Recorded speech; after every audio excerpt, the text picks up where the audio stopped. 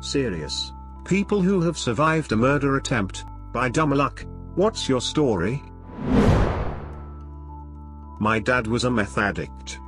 He did lots of messed up things, dropping me off at trap houses to have sleepovers with other coke babies, living in a house full of animalish and hoarding. He sicked his pit bull on a black child. He was a real effing character. One night he came looking for my mum and I at our place. Mom wasn't there. Grandma was babysitting me. I was sleeping in bed when somebody started to try and open my window. It was locked, but they kept jamming something into the bottom to try and force it open. At the same time, I heard the living room door being tried by somebody else. My grandma snuck into my room in her nightgown, apparently woken up by the same thing, and told me say nothing. Don't even whisper. We laid under my bed while a group of men shouted for my mum to come out, slammed their hands on the windows to try and break them, and jumped on my grandma's car.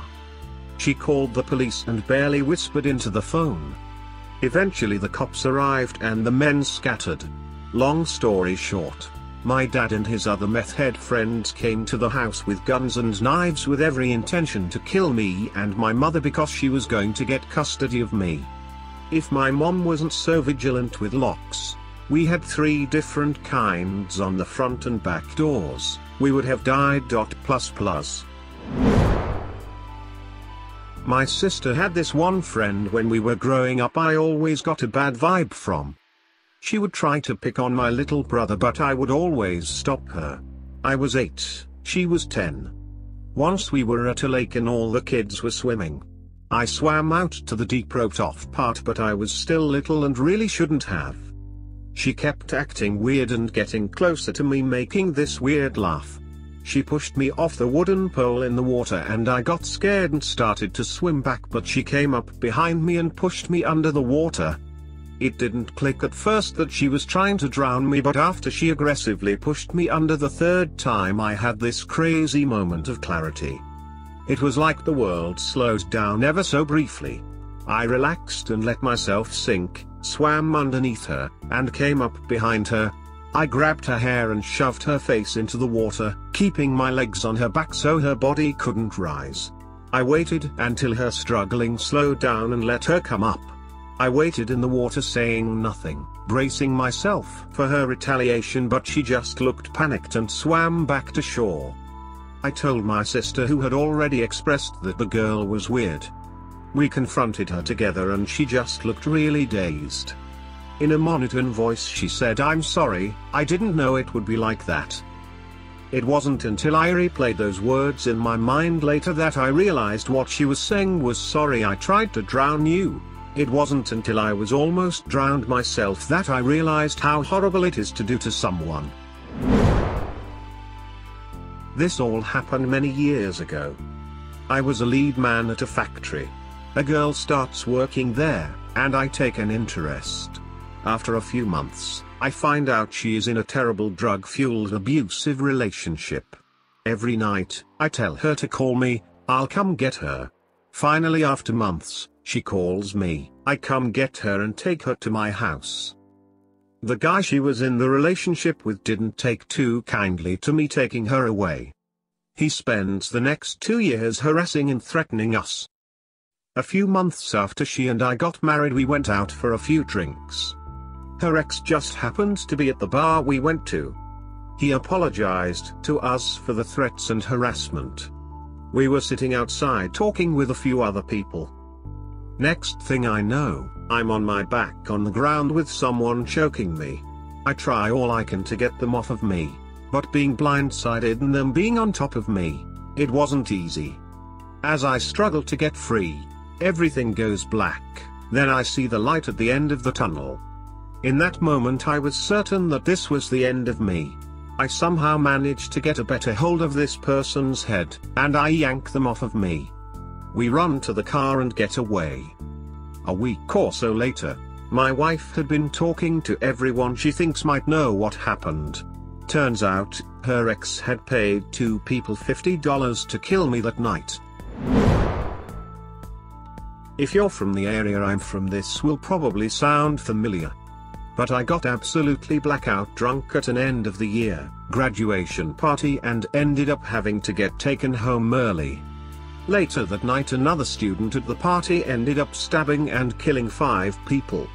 Turns out he had mental issues, schizophrenia, and thought everyone at the party was a werewolf, vampire who threatened his life. He never went to jail but ended up being found non-criminally responsible instead. I had a guy high on both meth and acid break into my apartment in college. Somehow he was convinced he lost his glasses inside. I'm doing dishes when my door gets slammed open. Next thing I know he is behind me and being choked to death in my kitchen. As I was losing consciousness I grabbed my roommate's acrylic bong and frantically swung over my shoulder into his face. The bong broke but did nothing as the guy was choking me even harder. So I swung it again. Because the bong broke the first time I was hitting the guy with a 6-inch claw of acrylic glass. Afterward his scalp and part of his cheek were hanging off the side of his face. Essentially I scalped him with a bong. So I chased the guy out of my house. There is easily 2 feet of snow outside. He tries walking back to his house through a cemetery as a shortcut, seriously, and he passes out in the cemetery. The police only found him because I called the cops and they followed the blood and footprints through the snow. And that's the part I was surprised about the most. I hit the guy on his scalp. There isn't much blood in a scalp compared to most the body. But my kitchen was covered in blood. His blood was on my refrigerator, counter, floor and ceiling. It was almost as traumatic to clean it. My roommates were gone for winter break. Thank God my roommate's girlfriend came over and helped me. Now as for the guy. The cops couldn't charge him for 2 days because he needed blood transfusions. He was charged with assault, breaking and entering and attempted murder. Not sure what he got convicted of but he went to jail for 4 years. I was around 21 years old and walking home at about 3 AM after a night out and I was absolutely plastered from drinking so much. I was about 200 meters from my house when a hooded figure jumped out from behind a bush and immediately had a knife pushing into my stomach as he grabbed my neck and tried pulling me in. Fortunately I was stronger and pulled away. He went to lunge at me with the knife when suddenly he stopped, stared for what felt like an eternity but was probably a second or 2 and then said holy-ish raise your spoon for war, I haven't seen you in so long, my bad mate and then walked off like nothing had happened. I still don't know who he was to this day. I was exiting a bar once after last call and was with a friend who was a medic. We saw a girl laying in a snowbank near a telephone pole who had just been hit by a car. We ran over and tried to help her.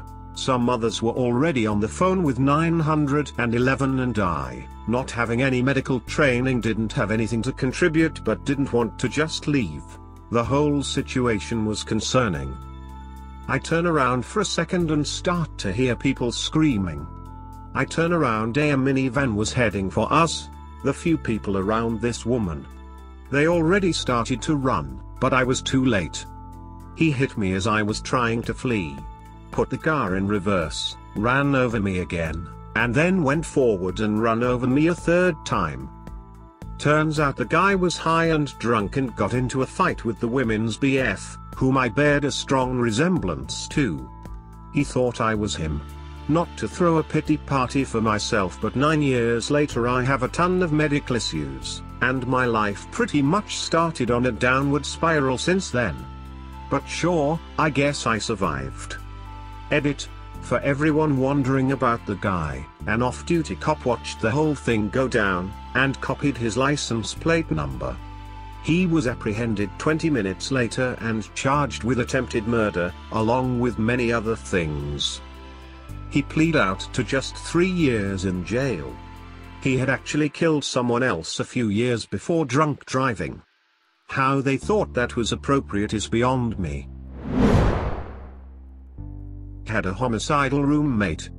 He would graphically describe his murderous fantasies in vivid detail to me. Very gory stuff like peeling faces off and slicing guts open. Over the course of my time knowing him, he would describe his victim in detail.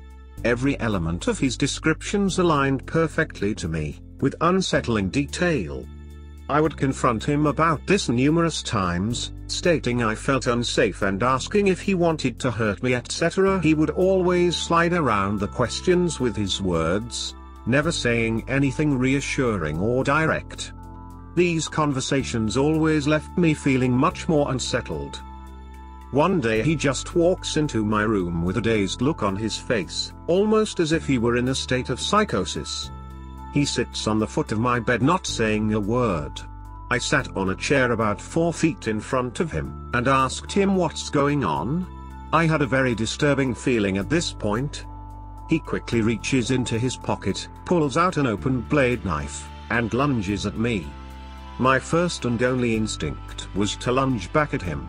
I grabbed him by the shirt, pressed my forehead to his, and screamed, "What the fuck are you doing?"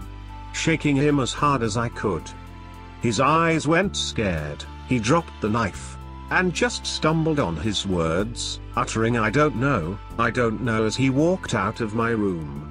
In hindsight, what I did was pretty dangerous. I should have decked him right in the face or something else. He was a pussy when under confrontation, so I don't know if he could have actually stabbed me.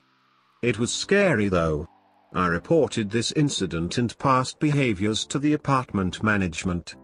He was evicted. The police got involved and searched his room. They found illegal weapons in his closet, whatever that means. Like a decade plus or ago, so when I was a kid, my family and I took a trip to Tanzania for safaris. Well, one night near the Kenyan border we were out spotlighting for bush babies when a pair of headlights appear in the distance and blocks our car. A bunch of dudes with AKs hop out of their truck and our tour guide drops his head to the wheel and keeps his hands on it. Me, being what, like 10, whined what's happening, and my parents basically quietly and sternly told me to shut the fuck up and stay down. Anytime the guys with guns ask our tour guide questions, he would just mumble responses and not look up. Apparently my mom watched the dudes rubbing their crotches and staring at her and my sister, who is just a year older than me. After probably like 10 minutes, but it was so long ago and I was so young I don't really know, the dudes put their guns down, hop in their vehicle, and drive away. While pressing our tour guide for questions, we would only get response like, "Oh, they were just game wardens looking for poachers and other bull." Turns out it was, according to my parents, after snooping around, a Kenyan militia who goes around and kidnaps tourist groups to hold for ransom. They stop one group, call up the owner of the park/preserve, and say basically they'll let this group go if he agrees to pay the ransom, but if he doesn't they'll kill them and ruin his business if they don't get X amount of money. If the game warden agrees to their answer, then they let the first group go. If he doesn't, then they kill and or rape them, and then try again with the next group. If he doesn't pay the ransom by then, well, you get the picture. Fully. Although this was one of the more urgent near-death experiences our family has had, we still laugh about it since something terrible like this happens on nearly every trip we go on with the family. Israel and Egypt nearly had bombs go off on us. South Africa got stuck in a river with a very territorial hippo, and jeep stuck on a termite mound with a very pissed leopard stalking us. Also in Tanzania I stuck my face in a boomslang and didn't notice. India something else happened, but I don't remember what. I'll add it if I remember. It's a running gag with our family at this point, and we just assume any family trip we take something awful will go wrong. So much weird randomish happens to our family that our friends ask what happened this time? After a trip. When I was 2 weeks into my first job as a 16-year-old, at a smoothie establishment that should be known to NBA fans, we were robbed. It was late, and my co-worker's friends had been playing pranks on her all day, so when I saw someone burst through the door, I thought it was just that. Until, that is, I had something metal pressed against my back and an arm wrapped around my chest. The robber gave the whole stereotypical give me all the money spiel, and ordered us to go into the back room, kneel down, and face the wall. As I was kneeling and hearing him walking towards us, time seemed to slow down. Thankfully, I had been refilling juices whenever he came in, and so the door to the back room was partially blocked by a heavy cart. With whatever substance he was on, he wasn't coordinated enough to get past it to us, so he fled. He was followed by my co-worker's husband and caught. When he was caught, they found an industrial-sized pipe wrench wrapped tightly in his fist, so that he could get a stronger grip when swinging. I'm so glad that cart was there. Once a year or so, I would look him up in the parish prison roster to see if he was still in jail. One year, he suddenly wasn't. I later found him named in a lawsuit as having stabbed his cellmate a half-dozen times while the guy was asleep. Definitely doesn't seem like the nicest of people. 9 years later, I'm still unpacking this incident in therapy. It's why I don't like walking around cities at night or sitting where I can't see the door.